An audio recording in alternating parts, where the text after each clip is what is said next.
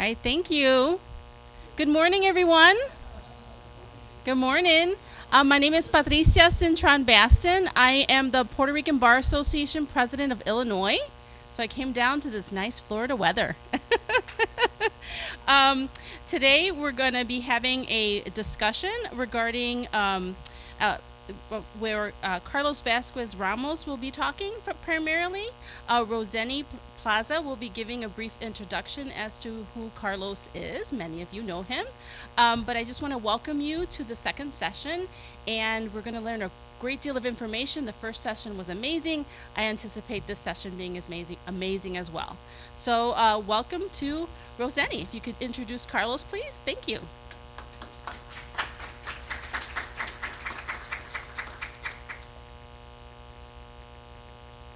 Good morning, everyone. Thank you for coming to this presentation. We really appreciate your presence.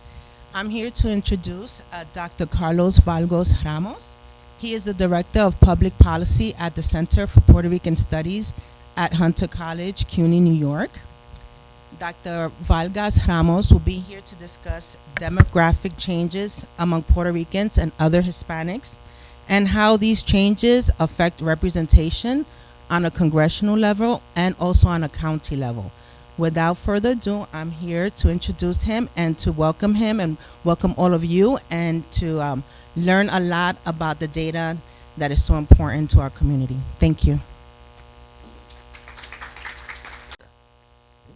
Uh, so we have over 6,700 cubic feet of material about the Puerto Rican community, not just in New York, not just in the Northeast, but all throughout the United States. And we also have this digital information available electronically. About 5% of our collection is available electronically through our digital archive. For those of you who may be from New York City, you may recognize a young Nidia Velasquez when she was a council member in the 1980s. Yes, yes. We also have a letter from Pedro Albizu Campos to Eleanor Roosevelt that is part of the Ruth Reynolds collection that we have at the Center for Puerto Rican Studies. We also have a large art collection that we are trying to process and make available to the community as well. But I'm here to speak about Puerto Ricans in Florida, demographic changes that have taken place in Florida among Puerto Ricans, Hispanic. Thank you. Thank you. Thank you. Uh, Thank you, Jimmy. Um, so, as many of you know, there are 1.2 million Puerto Ricans in Florida in 2022. More Puerto Ricans in Florida than any other state of the country. It is a fact. 20% of Puerto Ricans in the United States live in the state of Florida. And Puerto Ricans in Florida have grown by 43% since 2010. So it also has a fast growth. And this graph indicates how it has increased over time. It's interesting because you may notice how, this captures particularly the emigration, not just from Puerto Rico, and I'll make a point about that, but also from Puerto Ricans elsewhere in the United States coming to Florida in response to, on the one hand, the economic crisis in Puerto Rico, also as a result of changing conditions of Puerto Rican communities throughout the United States. We see that, for instance, interestingly enough, between 2020 and 2021, there was a slight dip in the number of Puerto Ricans in Florida, but it went back up again. Might be related to COVID. We don't know yet, but we are seeing how that upward trajectory took a very slight dip between 2020 and 2021. It may also be related to the fact that the Census Bureau did not do a very good job of collecting census data in 2020. So, most Puerto Ricans in the United States were born in the United States, over 2/3. That's still the case in Florida. Even though there has been a tremendous immigration of Puerto Ricans from Puerto Rico, still, the vast majority of Puerto Ricans in the state of Florida, 55%, are born and raised in the United States. Yet, Puerto Ricans in Florida are slightly overrepresented by those who were born in Puerto Rico, right? So that is manifested right here in these counties, Osceola and Orange counties, right? Most, and I don't know how far back you can see this information, I'm sorry, but it moves. Uh, Most they put in 2021, 86%, 87% lived in the same house from the year prior. Just about the same proportions as for Puerto Ricans in the United States as a whole. Those who moved within the same county or they stayed here in the state of Florida. But about 1.1% came from elsewhere, mostly from Puerto Rico. Um, Most Puerto Ricans in the state of Florida and the state of New York and the, the United States, they speak English and they speak English better than very well, right? So we are a bilingual population, although about a third of Puerto Ricans in Florida only speak English. Again, accentuating the fact that the majority of Puerto Ricans in Florida, as well as in the United States, were born and raised in the United States. Much has been said about the educational attainment of Puerto Ricans in Florida, and yes, Puerto Ricans in Florida have a slightly higher is around Walton County, St. John's, Nassau, etc. So there has been some increase. Remember, the non-Hispanic white population did increase by 2%, but we see that that's statewide. When you get to the county level, there have been some significant declines.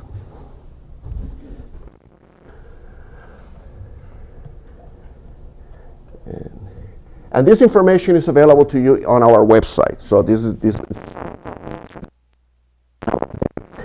the gain between 2010 and 2020. Okay? It has grown mostly along the I-4 corridor. Tremendous growth in Osceola, Hillsborough, etc. Grown the northeast corner of the state, even in that area of the Panhandle. So, being for Hispanics, the population around the, declining population areas of the state would have been greater. Would that be justification enough to get more political representation, perhaps? Yeah. Okay. Well, we have to fight for that.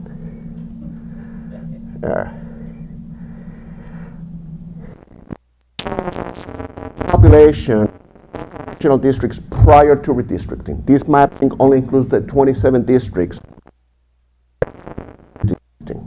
And again, the darker hues of blue are the ones that saw an increase in population.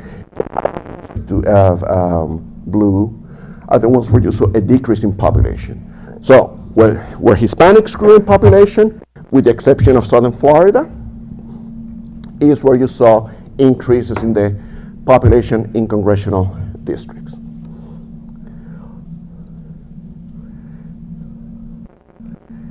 And these are the decreases in the non-Hispanic white population in those congressional districts, right? Again, you see white flight coming out of the congressional districts in Southeast Florida, from the Miami-Dade County area, and perhaps Broward. Increases are along the I-4 corridor and just south. Tremendous decrease around the Panhandle and the Bend.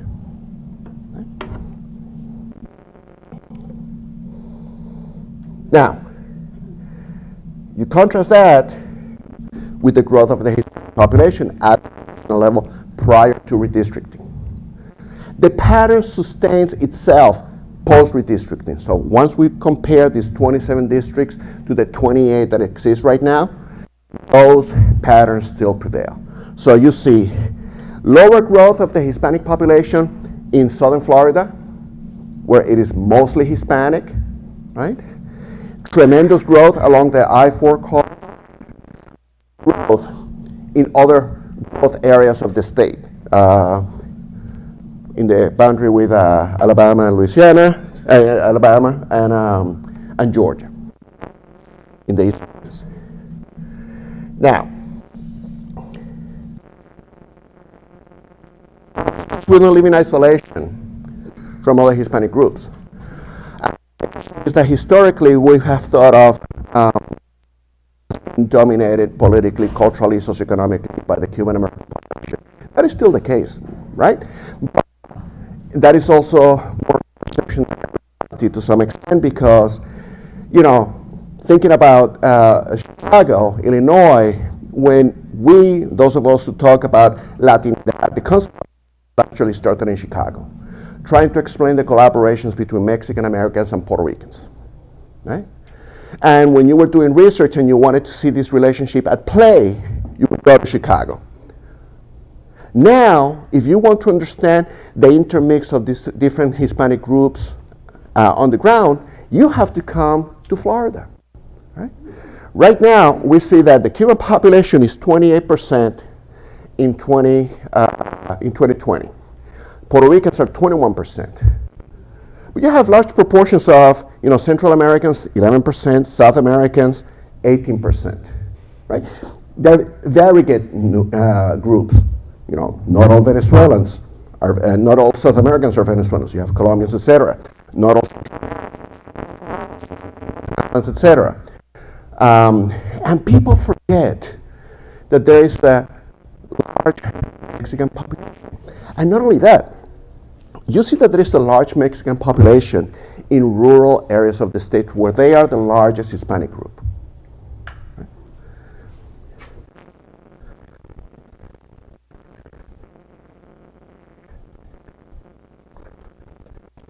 So we see, for instance, how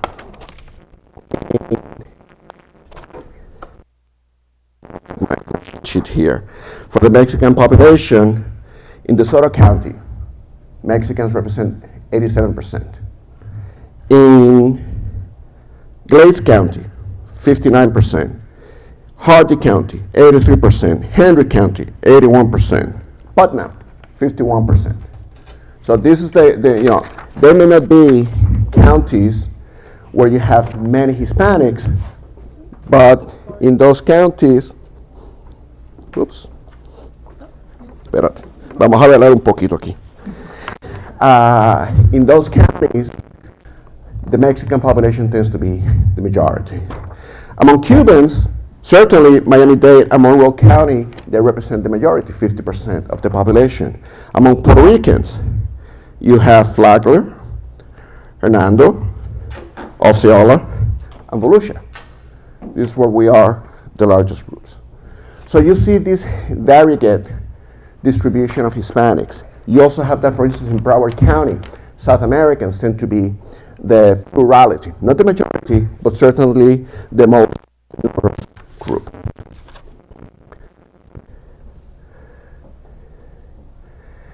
And I think I will switch back to my other presentation since we finished here. Bear with me another second.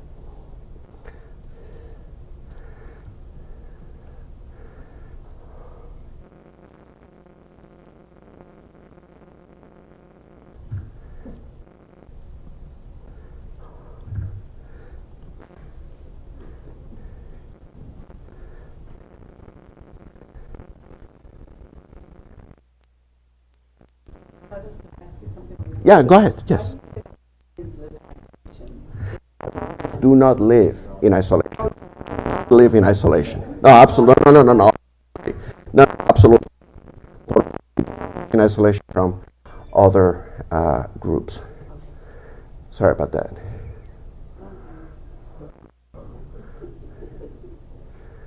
Ay, bendito, no sabe. Se pierden las presentaciones aquí.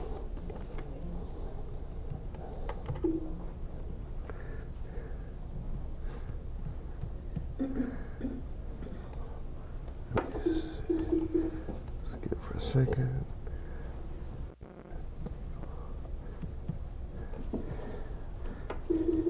Let me just disconnect here for a second. Let's see. Like you moving to the side. Yes, let me see. Now that I have it here, it should work.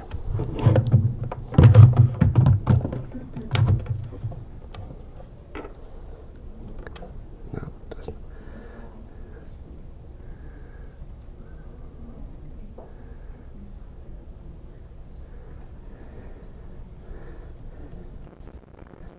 Okay, yeah.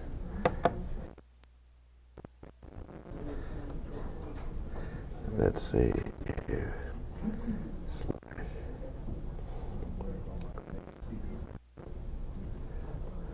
Okay, So, this is evident in the Hispanic population between 2019 and 2022. We see that there has been a decline in these past couple of years of about 20,000 people of Mexican origin. There has been a 20,000 Mexicans. There has been an increase of about 49,000 Puerto Ricans in those years. There's been a decline of about 33,000 Cubans. Right? There's increase in 100,000. Right? There has also been an increase of about 4,000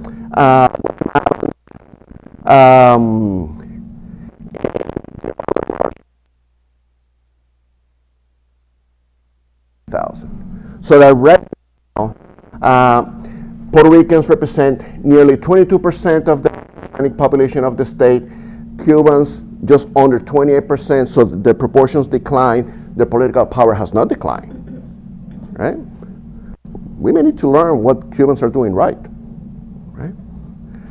And it has to do with the concentration of areas. Right? But also in creating alliances with other groups.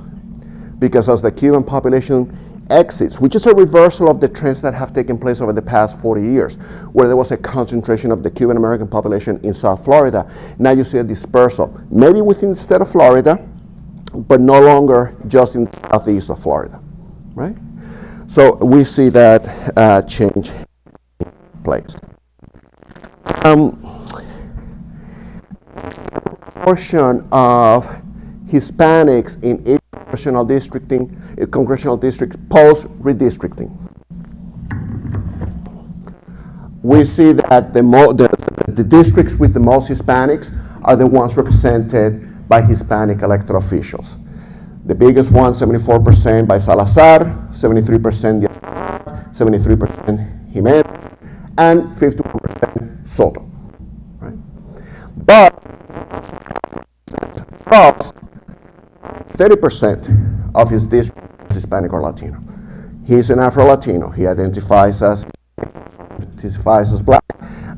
In fact, he came after redistricting. Is hard to say, but to some extent, a member of Congress. However, African Americans have lost out politically. They did lose district represented by Olson. Puerto Ricans, a member of Congress with Luna, who represents only 9% of his population. So we can make the case. A Congresswoman, Representative Luna, Mexican American, representing Hispanic. She's definitely a Hispanic member of Congress. She's definitely a Hispanic representative. Is she representing his interests? Right? So that is a question. That is a question. No, I'm not making a statement. I'm just posing a question. Okay? I post. Crazy people. I most pose the question because I am asking. What I'm posing to you is how it is we can increase representation on the basis of race. On the basis of race and ethnicity, we do see an increase in representation. Now, mind you, Hispanics are still underrepresented at the congressional level in the state of Florida. Because if Hispanics, if we grew to be, over 5 million, at this point 6 million, we should have just by if you divide the Hispanic population in the state by 769,000, which was the number needed for each congressional district in 2020, we would have been perhaps eligible to get 7 members of Congress and not 6. So we're still underrepresented by 1 member of Congress. But that's not how politics work. That is not how redistricting politics work, right? But by that standard, even though we have increased our representation in the House of Representatives, we're still underrepresented. Puerto Rico, enough, The district with the most Puerto Ricans is Darren Soto's, with 25% of his district made up of Puerto Ricans, followed by Frost with 13%, Franklin with 9%, Mills with 10%, Lee with 9%, etc., etc. This goes, Neil, to the point of Puerto Ricans cannot live in isolation. Certainly, we cannot live in isolation politically. We must create coalition. We do have the institution, political capital, social capital. We have the knowledge of with others in order to increase our political power. Maybe at the level, it's difficult, but we may still be able to collaborate at the local level, at the level of the state legislature and the level of boards. There are 67 counties in the state of Florida, you know that. Therefore, there are 67 boards of commissioners, okay, with a total of 374 commissioners. Right? This is the legislative body and sometimes the executive body of those counties. Also, if you who live particularly in suburban or exurban or even rural counties know how much power county governments have, because they are essentially the government. So there are about 64 boards that have elected commissioners. Board has 6 boards have 7. By and large, the bulk, 80% of county boards have 5 elected members. Broward has 9, Miami has 13, Duval has 19. These are the largest of the state, the most popular areas of the state. So it's actually not a bad idea that, since they can more easily represent the interests of those constituents. 80% of commissioners in these counties are non-Hispanic whites. But non-Hispanic whites represented 52% of the state's population. A distinct overrepresentation. Non-Hispanic black, that's a slight underrepresentation, 14.5% of the population. Hispanics commissioners are only 5% of all commissioners in the state. And Hispanics represent nearly 27% of the state's population. That is gross underrepresentation of Hispanics in county governments.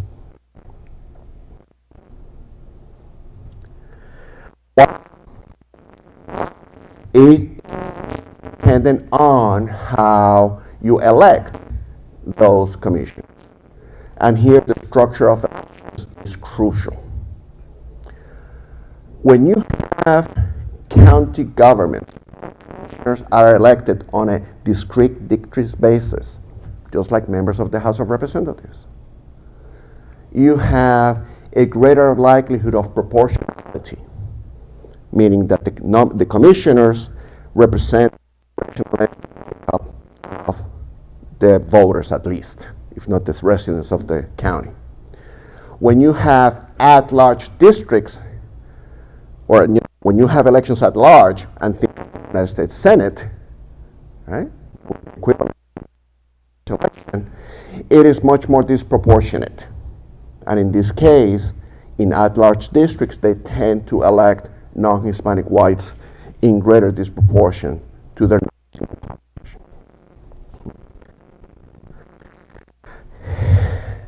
Hispanics only represent 5% of commissioners in the state of Florida. However, there are 18 counties in the state of Florida. Hispanics represented more than, which, if the majority of commissions of boards of commissioners have 5 commissioners, so 5 out of 5 is 100, 1 out of 5 is 20%. You would think, just by math alone, and that's not how things work, but just my math alone, if you have 20% of the population being Hispanic in a district, you would hope that you would have at least. Well, you have 18 counties in the state, age, sometimes more than 40% Hispanic. But of those 18 counties, you only have Hispanic representatives, you only have Hispanic commissioners in 10. So even in counties that you have the population Hispanic, you still have a severe underrepresentation of commissioners. And, you know, that's what I have to present. What I wanted to do at this point is just engage in a conversation with you as to how it is that these demographic changes and these demographic realities and these institutional realities affect representation in the state of Florida. Thank you.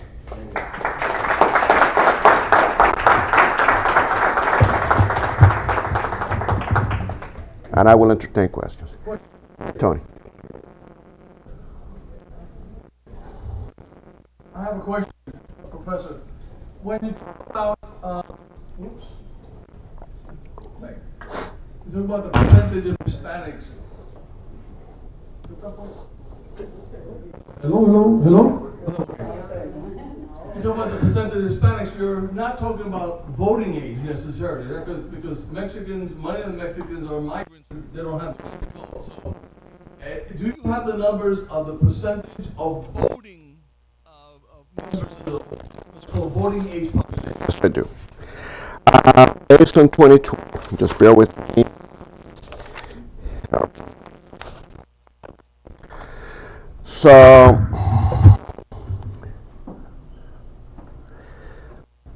for the state as a whole, the entire population, 72% of the state of Florida, 72% of Florida residents were citizens of age population. So, U.S. citizens 18 years of age and older.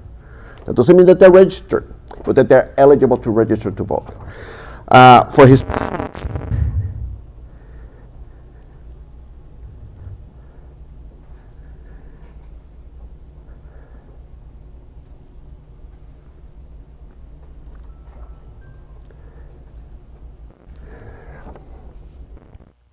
let me just read closely. It's 72% as well. Actually, then I misread something along the lines.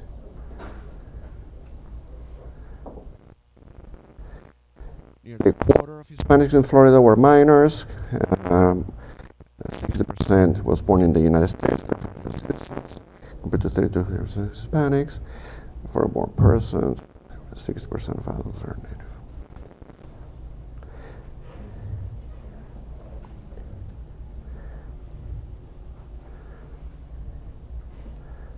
Fifty-seven percent of Hispanics in the state of Florida in 2019 were, were U.S. citizens of age. Yes. 57 up. Right. So 57 out of, I would say, 5.6. Yeah, because I haven't done the calculations using the 2022 data. So that affects our ability. Because, Absolutely. our ability to elect people of. For Puerto Ricans, 70% are citizens of voting age. So we are close to the state's CDAP.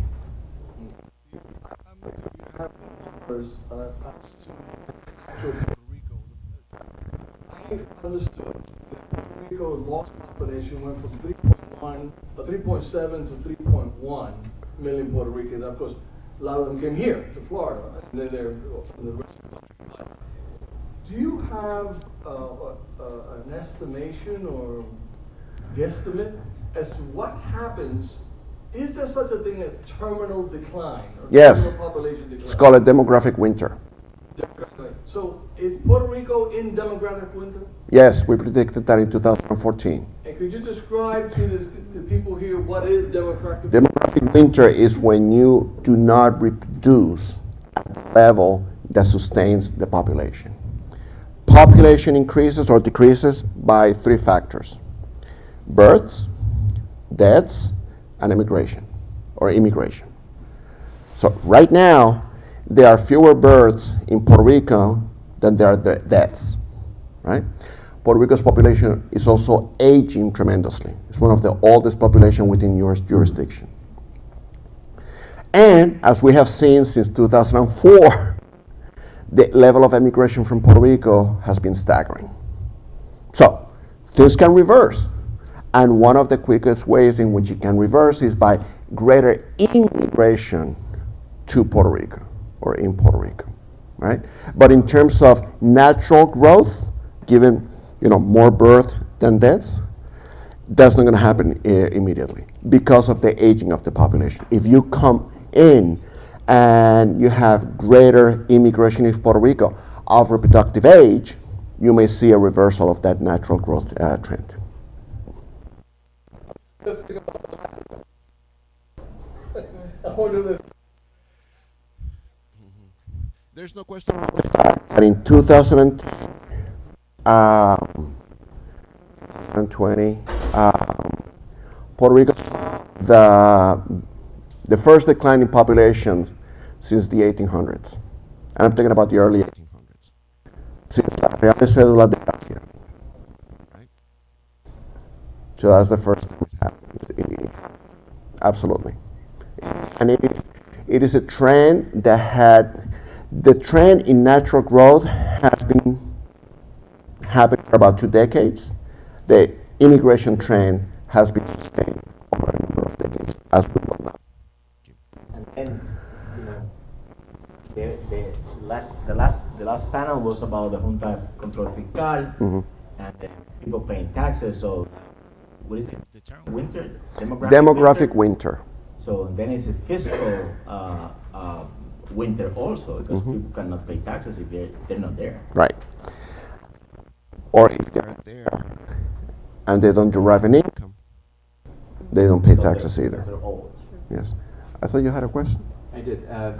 Did you look at, or is there analysis of, because I think there's a difference between voting potential and actually voting power. Yes. In our area, Philadelphia, 25% of the city is Latino, but the participation in the electoral process is very, very low. Dismal. Below 5%. So how is that in Florida? In Florida, it's a little bit higher for a number of reasons. And this happens in the Northeast and in the Midwest. Extend that analogy to Puerto Rico. People vote because they want to, because they can, and because they're asked to. In the Northeast and in the Midwest, in the traditional settlements of for Puerto Ricans, it's been dominated by a one-party system, the Democratic Party. The Democratic Party does not have an incentive to turn out to vote. A variety of groups, Puerto Ricans among them, African Americans also, just because Democratic candidates can get by just on a handful of votes to get them elected and reelected and reelected. Even during general elections or statewide elections, they're not mobilized. Pennsylvania is different now, but until recently, but it has been the case in Illinois, it's certainly the case in New York and in New Jersey, and in Connecticut, and in Massachusetts.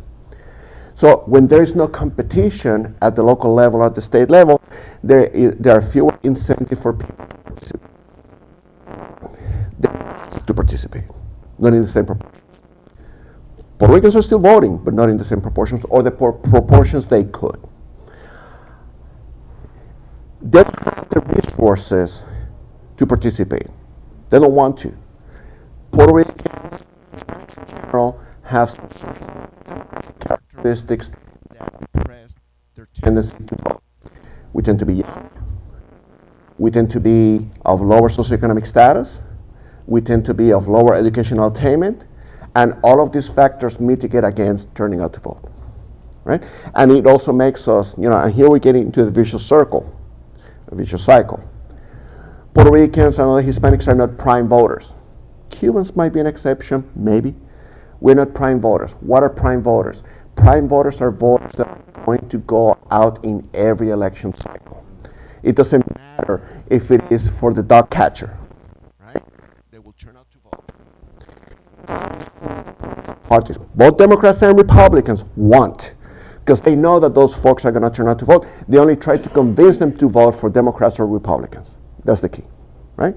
So in the absence of political institutions mobilizing voters, we may need indigenous mobilizing institutions that may not be political parties, right? This is where, for instance, in the African American community, churches are so significant, unions are so significant. What about for Puerto Ricans in particular, or Hispanics in general? What are our own indigenous institutions that will mobilize us to vote? Boricua Vota, right? But what does it involve, Jimmy, to turn out Puerto Ricans to vote? Resources, right? So what are the So resources? what is the percentage of actual voters in Florida? Puerto Rican, I think that if, y estoy hablando de memoria, in the 2020 election, I think it was under 4% of the entire state, about 4%. But in previous election, that was enough to sway an election one way or another, right? So even though we Puerto Ricans may be small in number as a voting bloc, in very tight elections, such as what you're having now in Pennsylvania, that may have an impact, right? At the state level. At the state level. Right, exactly. Yes. Yeah, I had a question. Like,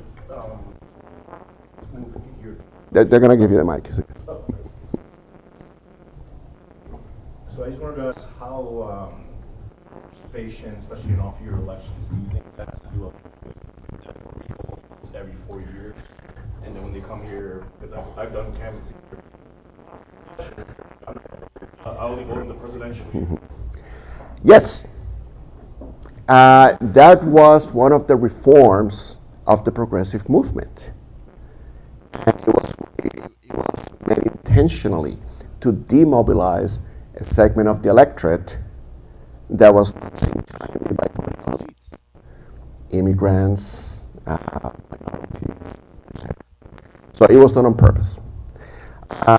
Under the guise of, voters need to instruct themselves, of what the issues are, and they should vote for people and not for party, and if we have local elections at the same time as national elections, then the political parties are going to dominate the discourse. Boom. There's going to be no knowledge. The ignorant voter will just go down the plank. Right? So it was done on purpose. It is difficult. It is very difficult. And yes, you see a tremendous decline. The comparison that I wanted to make with Puerto Rico is that up until 2016, the level of participation of Puerto Ricans in elections was tremendous. 75%, 80% of registered voters. All right. After 2016, it plummeted to 55%. It was the same percentage in 2020. The Puerto Rican electorate is disgusted with the political process. It's turning off the political process, and that's what happens when, even though you have political competition, the electorates see fewer options, right? Because when it comes to final outcomes, both political parties seem to be as corrupt or inept or what have you. Yeah, I had also. Yeah, go ahead. And I might be jumping the shark a little bit going to the next panel. Qualities and the opportunities for professionals, particularly differential treatment actually impacts professionals staying on the island instead of coming here. Either doctors with better Medicaid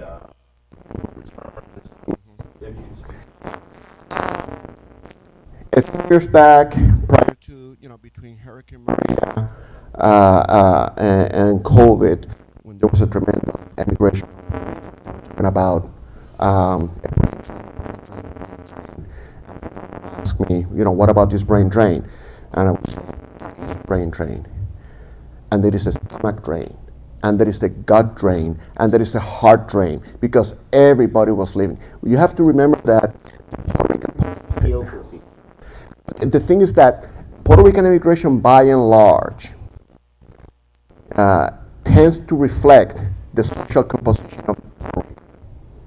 So if now we have more middle class folks, more middle class folks, right? But many poor people, many working class people, are also live in Puerto Rico, right? The problem with Puerto Rico, in my estimation, is that Puerto Rico has lost the capacity to produce jobs. And that is irrespective of status, even though right now, because of the territorial condition, because that is the condition that Puerto Rico, in macroeconomic terms, has lost its comparative advantage. What was Puerto Rico's competitive advantage? It was tax incentives, whether it was Section 936 or the predecessor to Section 936, that provided incentives for U.S. companies to set up shop in Puerto Rico, so they would bring in lots of investment or retain that investment in Puerto Rico for a period of time. But also the second component of Puerto Rico's comparative advantage was the free entry of goods into the U.S. market that was decimated with NAFTA and CAFTA. So right now, Puerto Rico doesn't have that preferential entry or lost the advantage that it had prior, because right now products from Mexico and the Dominican Republic and El Salvador are coming in to come in before. So because it has lost its competitive advantage, it has lost, diminished its capacity to produce jobs. So under any status, certainly under the colony, but even if Puerto Rico become independent, how would Puerto Rico compete in the regional economy? Puerto Rico's regional economy is circum-Caribbean, so the islands of the Caribbean, plus the countries of the mainland, Venezuela, Colombia, El Salvador, Nicaragua, etc. How are Puerto Ricans going to compete with those countries, with those economies? And how is Puerto Rico going to compete with state economies? Right? And you can ask the same questions for statehood. Okay, so Puerto Rico would get more federal transfers. Okay, we may get parity. Sure, but the uniformity clause of the Constitution will tell you that you can treat a state differently. So how then, once you get parity in terms of representation, parity in terms of federal transfers, how are you going to grow Puerto Rico's economy? Where will the comparative advantage of Puerto Rico's economy be vis-a-vis New Mexico, Louisiana, Mississippi, which are the three poorest states of the Union?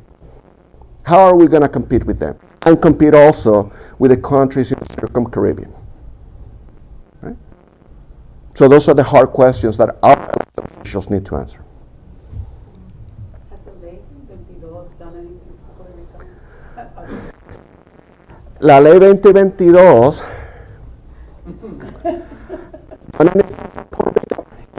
something for Puerto Rico. It has brought in investors who may not have invested enough. It may have created a number of jobs, but it may not have to make up for the number of jobs that have left as a result of 936 or federal tax incentives. Right?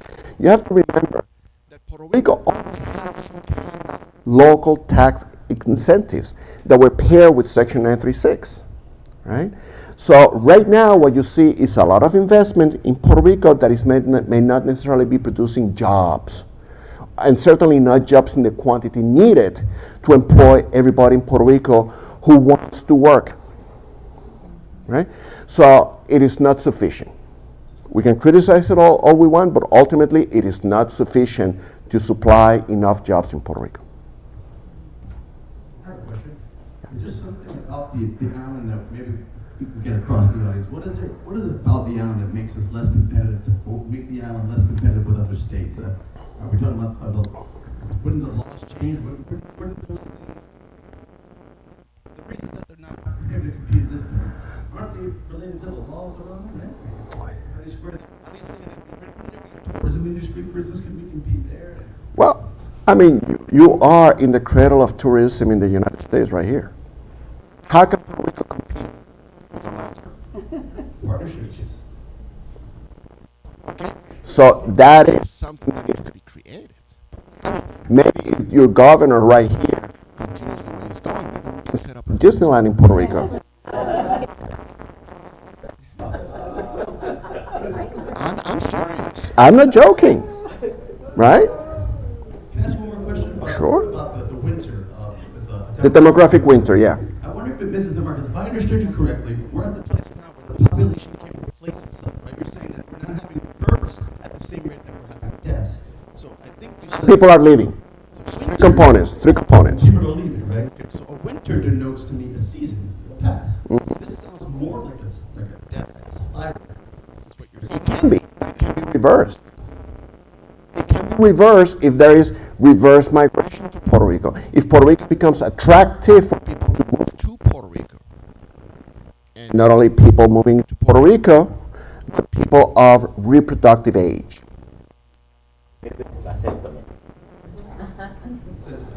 Y promover la Viagra. I didn't say that. I didn't say that. Yes. Just the microphone is coming.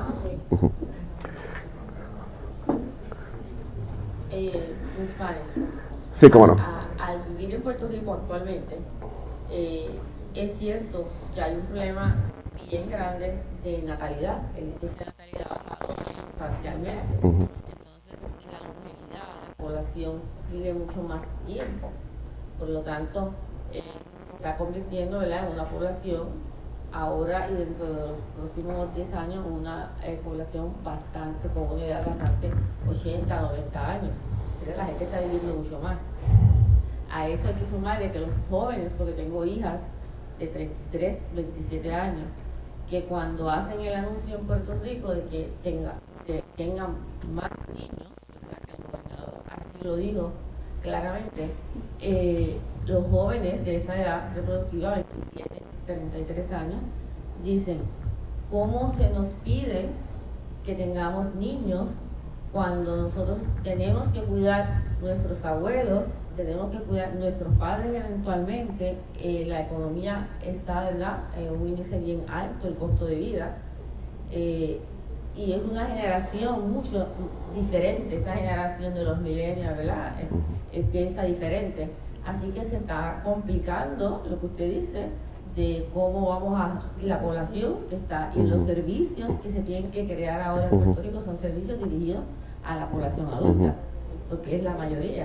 Entonces los jóvenes dicen que así mismo no vamos a tener niños por ahora, porque ¿para qué? Si no tenemos beneficio para la escuela, no tenemos beneficio para cuidado de esos niños, no tenemos beneficio para nuestros padres ponerlos en un home, pues entonces ¿cómo vamos a tener niños?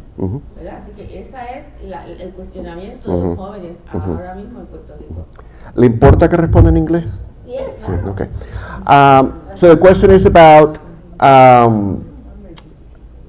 in response to the governor's call for women to have more children in Puerto Rico and therefore reverse that demographic winter, how can that be? How is that possible under present economic conditions or under present social welfare conditions, right? That's at bottom, the question. It's very difficult. We just put out a report on pervasive poverty in Puerto Rico. 43% of the population in Puerto Rico lives below the federal poverty level. You know who lives, what category has a higher rate of poverty? Families with children. So it goes from 43% to 53%. Within families with children, you know which ones are the poorest? The ones with single household, as head of household, whether male or female, although there tend to be more female head of households than male heads of households, but they are just even poorer. So having children in the household will correlate with greater poverty in Puerto Rico. So there are no resources to sustain care for children that can be sustained either by the government or private social service agencies that are subsidized. And ultimately, we go back to the same thing. There are no jobs because right now in Puerto Rico, there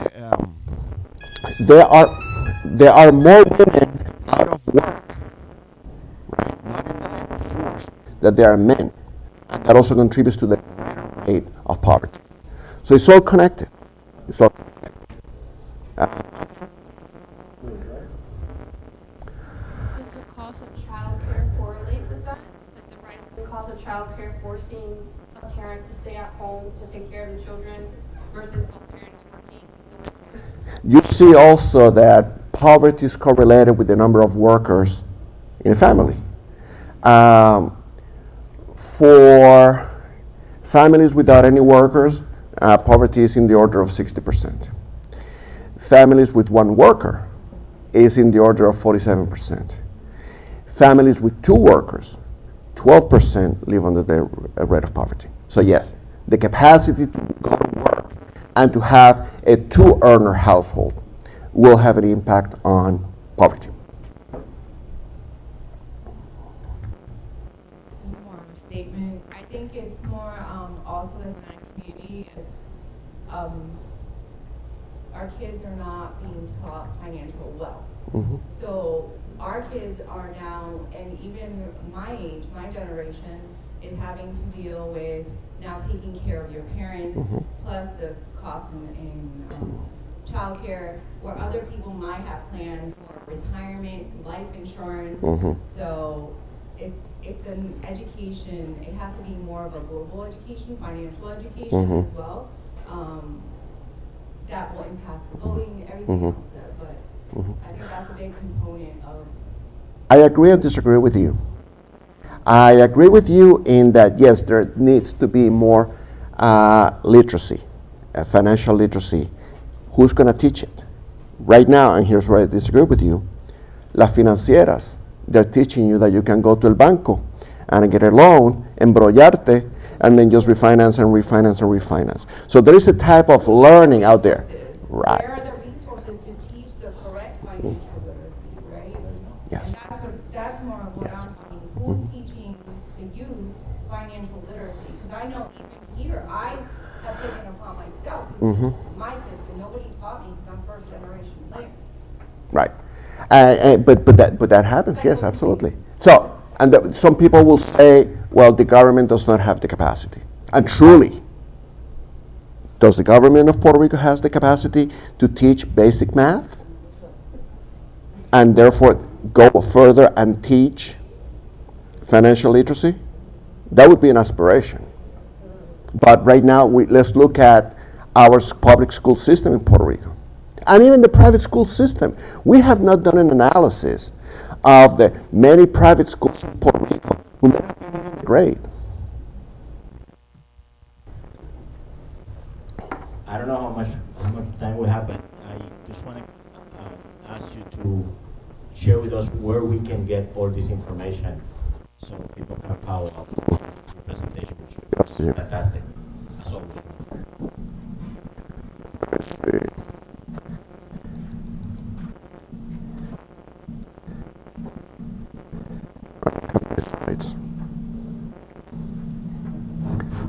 So the bulk of the presentation, go to our website. This is what if you go to this website, centropr.hunter.cuny.edu, you will see a slew of resources. You will see the reports that I have made reference to. You will see the dashboards that we have already set up under the data hub. All right. Let me see if I can do this. I don't know if this is going to work, but let me try.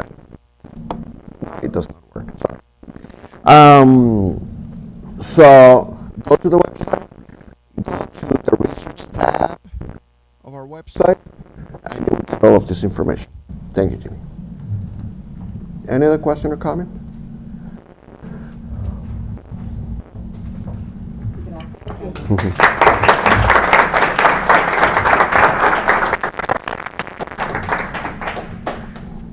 Thank you so much, Dr. Vargas-Ramos, for giving us this wealth of information. This man is nationally recognized for his data and his expertise in this demographic information that he shared with us. I personally am such an advocate of the Center for Puerto Rican Studies. I was a former employee actually under this great man, and I think that this information should be driving us to action.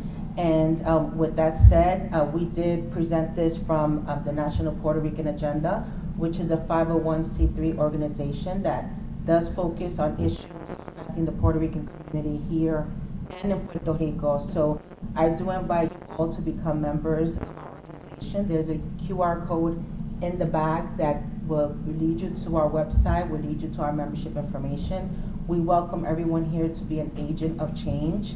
I think one of the biggest takeaways that I got from this presentation, as always, is that we need more representation on county levels just what he explained to us today. It just continues to remind me that there is so much work for us to do as a community, and we're a growing population. So we should definitely continue to get involved, get our children involved, and try to right some of these wrongs. I also want to make a special thank you to the Center for Puerto Rican Studies for sponsoring and sending this doctor to us and giving us this wealth of information. I definitely encourage you all to go to the Center for Puerto Rican website and get familiar with this data, because this data is what we can use to continue to vote and get the representation that I think we really need. So thank you very much. I said all that I needed to say, and I want to just tell you thank you from the bottom of my heart, and thank you to all who came and listened to this presentation. Thank you, Roseli.